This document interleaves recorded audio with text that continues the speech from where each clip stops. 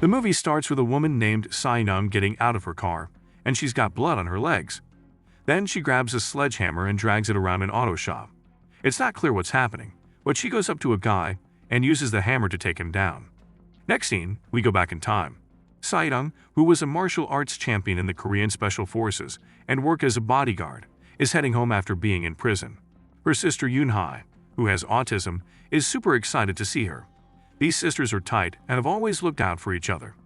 They make a promise to never leave each other's side again. That night, they chill, catch up, and give each other hugs. Sai-Nung even gives her sis a cute hairpin. As they're getting ready to hit the hay, Yoon-hae spills that she hates school. Sai-Nung, though, keeps trying to persuade her to stick with it, because it was their dad's wish. The next morning, Sai-Nung discovers that her sister actually went to school and left her a red dress and some fancy red heels. Yoon-hae also left a note saying she wants Sai-Nung around more often, so they can have each other's backs. Reading that note hits Sai-Nung, making her realize her sister needs her, and she's got to step up her caretaker game. Meanwhile, turns out Yoon-hae's dealing with some serious bullying at school because of her autism. That's why she's thinking about quitting, a tough situation. After school, the bullies pressure her into going with them. Meanwhile, Sai-Nung is trying to kickstart her bodyguard career by applying to rejoin her old team. She meets with the recruiter who acknowledges her skills as a fighter, but unfortunately, he can't hire her because of her past criminal record for attacking a guy. The bullies take Yoon-hae to a karaoke joint and make her change into more revealing clothes. When she says she wants to go home, they introduce her to 3 boys involved in a shady business. These guys plan to disguise Yoon-hae as a prostitute, turning her into a call girl to meet up with older men in a hotel room.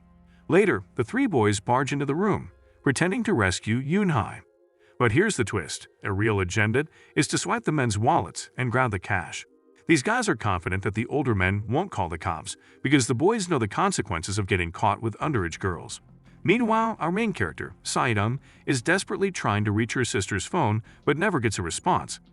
Anxious, she hits the streets, frantically searching for her sister.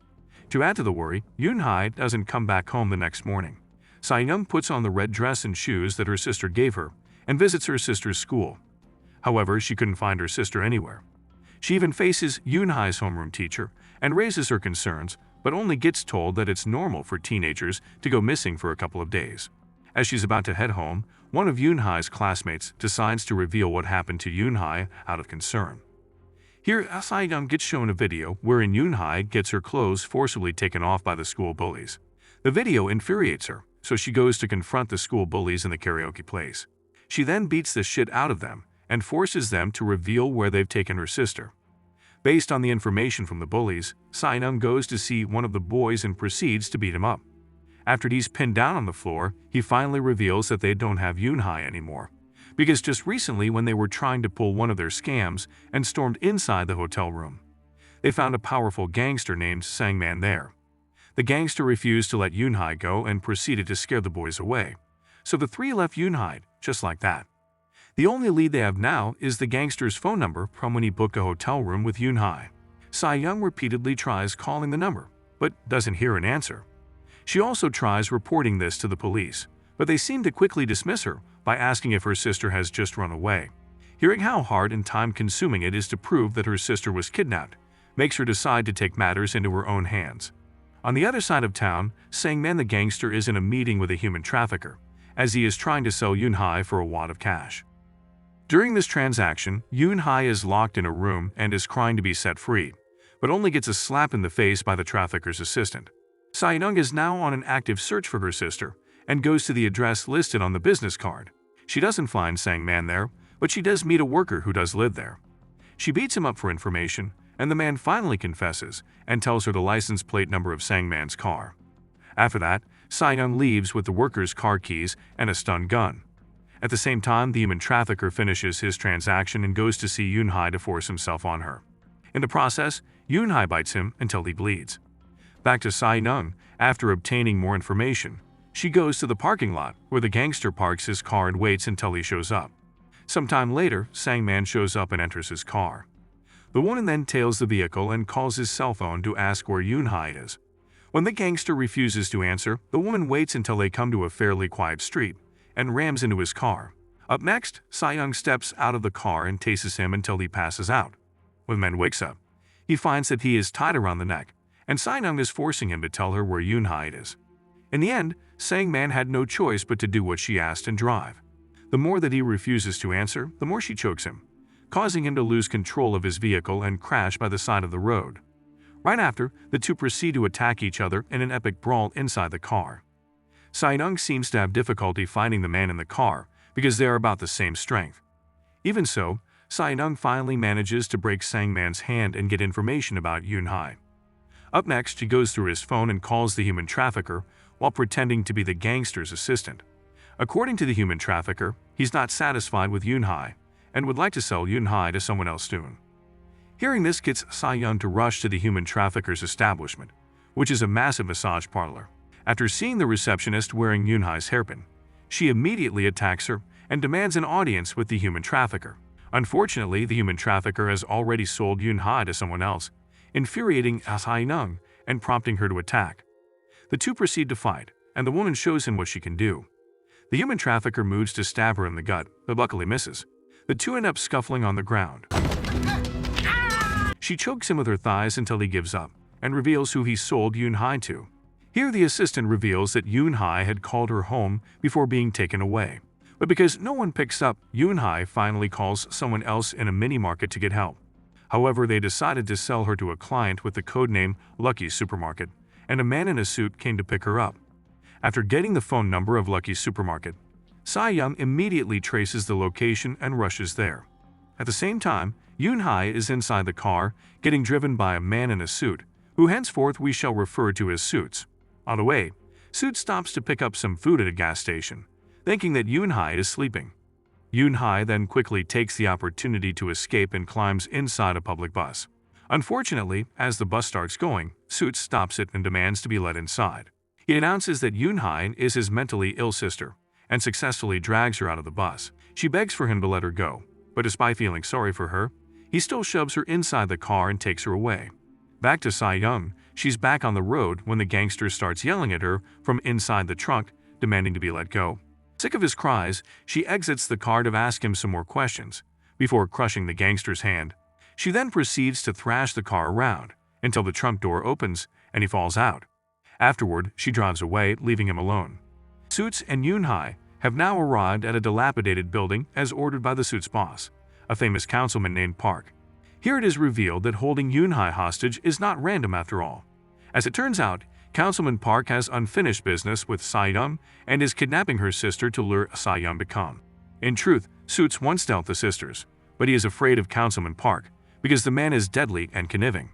Interestingly, Lucky's Supermarket is the name of a minimart near Sai-young's house that her sister used to frequent. Sai-young comes to the mini-market that Yunhai called and meets the old man who owns the mini-market. In a shocking turn of events, the old man accidentally reveals to her that he used to sexually violate Yunhai during the time Sai-young was in prison. Sai-young becomes furious at this, and with tears in her eyes, she immediately beats up the old man. Even worse, the old man wasn't alone on that.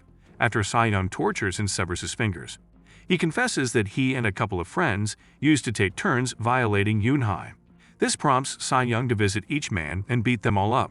First of all, she goes to a photographer's studio and discovers her sister's picture there. She then beats the man without giving it much thought to learn more about the next guy.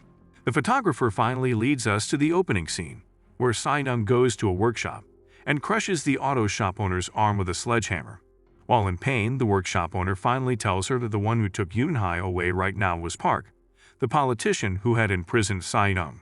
The man also reveals that 3 years ago, he sexually assaulted Yunhai in Park's car while it was being fixed in his workshop. When Park's car has been repaired, the politician accidentally finds Yunhai's underwear. The workshop owner was contacted next, and he responded that the pants belonged to a girl with a mental disability. Since then, Park the councilman has been involved in raping Yunhai. That's the reason why Yunhai is often late coming home, which makes Sai-young very worried, but Yunhai never says anything to her sister. One day, Sai-young decides to find out why her sister often comes home late. After school, she sees Yunhai in a luxury car that takes her to a hotel. There she caught Park, who had given her sister drugs, and began raping her sister. Using a screwdriver, Sai-young immediately attacks the man and injures his eye. However, her actions to save her sister instead land her in jail, because Park can easily twist the facts as a politician. After learning that Sai-young was out of prison, Park ordered Suits to kill Tae-young and Yoon-hae. Back to the present time after getting Suits' phone number, Sai-young immediately calls him up, asking where she could find Councilman Park. With hesitation, Suits, who is fed up with the councilman, reveals the councilman's location, and Sai-young sets off to kill him.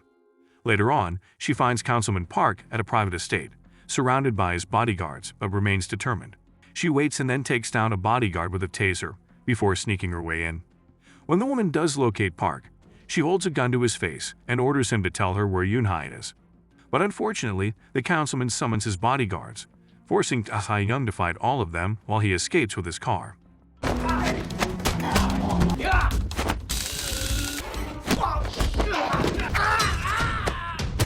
After defeating all the guards, she climbs back into her car and catches up to the Councilman Park. She rams her car against his amidst all the traffic and eventually picks up a gun to shoot him when they're adjacent to each other. The woman successfully hits him in the shoulder, but he still manages to escape.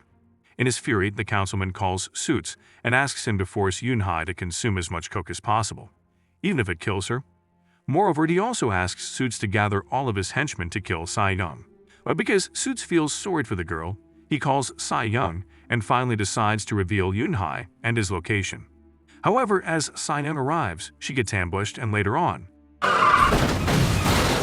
we see Suits tied up and bloody, because the councilman found out that he was trying to help the sisters.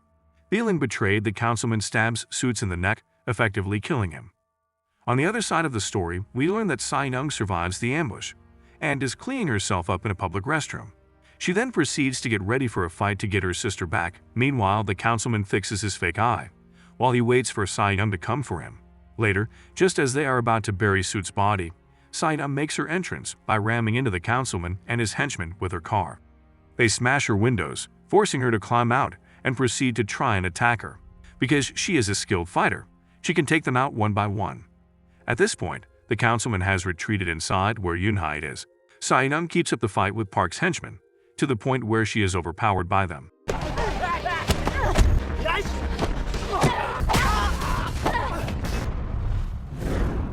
Park proudly displays Yoon-hae by the window for her sister to see, while Sai-young eventually grows exhausted and falls to the ground. One of the henchmen then drags Sai-young up and prepares to slit her throat, but she snatches the knife away and returns to fighting them all. The gang appears to be too confident, which leads to their defeat, and Sai-young manages to walk away in victory.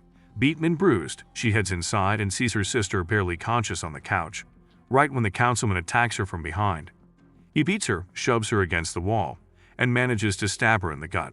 But with what's left of her fighting spirit, she pins him to the ground and beats him to death. Now that they're safe, she moves towards her sister, and the two share a loving embrace before heading home. On the way, Sai-young keeps on clutching her bloody gut and tries to fight against the pain, because no matter what, she needs to get her sister home safe. So, what do you think of this movie? Drop your thoughts in the comments section below. Any constructive feedback is highly appreciated. Also, did you enjoy the recap? Hit the like button if you liked it, subscribe if you loved it, and feel free to share this content with your friends and family as well.